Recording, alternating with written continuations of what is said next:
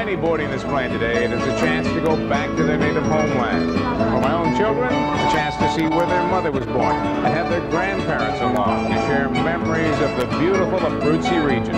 In many respects, it is a step back in time. Life a little simpler, but becoming more modern each year. Over the next 10 days, we'll spend some time there and also share with you our visits to Rome, Florence, Venice. Who knows, for Bill Peterson, we may even check out the Leaning Tower of Pisa. Just me and 30 friends or so and a little camera to record some of the visions along the way. In fact, by the time you see this, we should be well on our way to Rome. And the next time we chat, we'll share some visions of Rome, maybe even throw a coin into the fountain of Trevi for you, and look forward to our next Italian postcard. This is Don Alhart reporting for News Source 13. Ciao.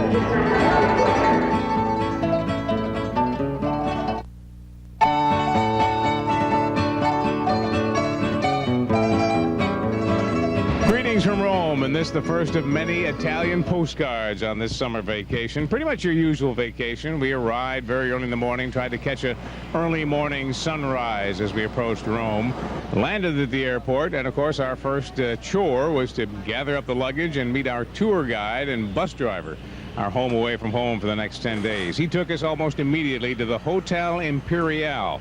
And after a brief rest there, we started our first walking tour. First stop was the Spanish Steps. This dates back to 1723. One thing I noticed right away was all of the vendors on almost every step as you walked along that beautiful, beautiful ancient piece of history. The other thing we noticed at the Spanish Steps and elsewhere were fountains. Fountains everywhere. The beautiful Fountain of Trevi, you know that one, 3 coins in a fountain. I even stopped to throw in my 3 coins. As promised, the 3 coins have been delivered. What do you wish for? I wish that we enjoy this trip and it gets a little cooler. There are 2 other purposes for fountains here. One is to take pictures. The other reason, of course, for a fountain is to try to stay cool on these warm summer days in Rome with the temperatures well into the 80s. We found many taking the opportunity to do just that. Last stop on this day was the Pantheon, and here if you look up to the beautiful open ceiling, the sun coming in seems to suggest the religious presence that many found there so many centuries ago. And that was day 1. Stay tuned for our next video snapshot. For now, this is our Italian postcard from Rome.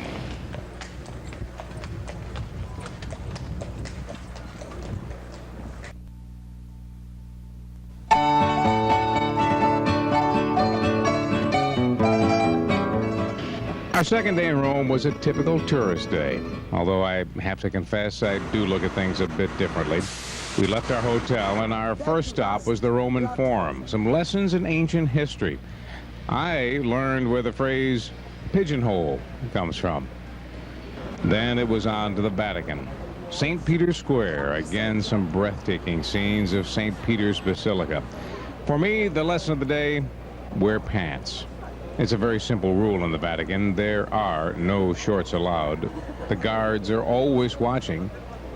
Are they real? I think so. And if the apparel is not appropriate, you're simply sent away. One woman was sent away and yelled at her husband and then held up her outfit. Is this okay? I think so. But if not, just put on a pair of pants and try again. And as we saw, some did manage to sneak through at times. Well, that's it for today's postcard from Italy. Ciao.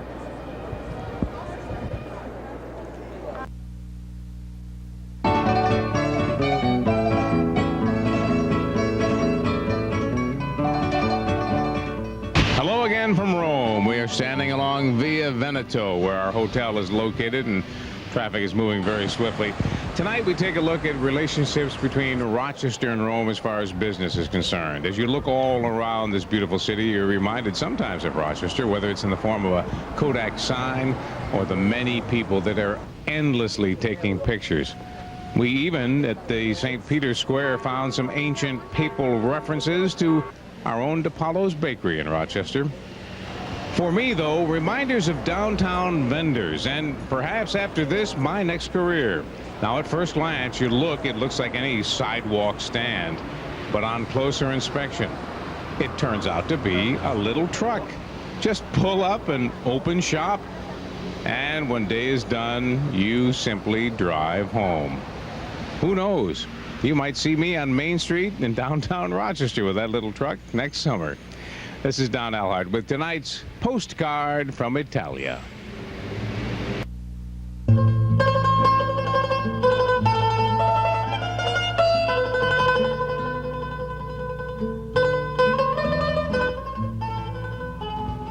Our journey from Rome takes us to Casalberdino, the town where my wife was born, and provides a chance for our children to be there with her and their grandparents. A chance to see the actual house where their mother was born, to visit the town square, all of us receiving special honors during ceremonies at the town hall. Most of all, a chance to be with relatives and friends, to see friends of a different culture, to see longtime friends reunited. A meal on the patio, and just when you think you're full of pasta, they bring out the main course. Of all the video postcards, this is the most personal, being here with family and hearing my daughter sing Ave Maria during a special holiday festival of the Madonna.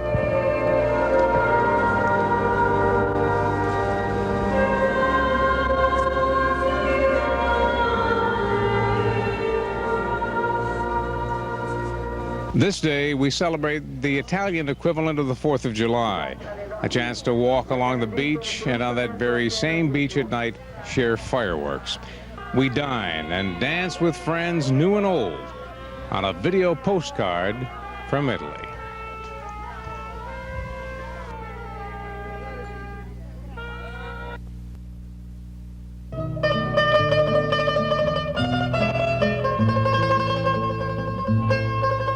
So many images of our journey remain. The beautiful city of Florence, for one, cathedrals and the sculptures of Michelangelo, a lasting tribute to an almost forgotten work ethic.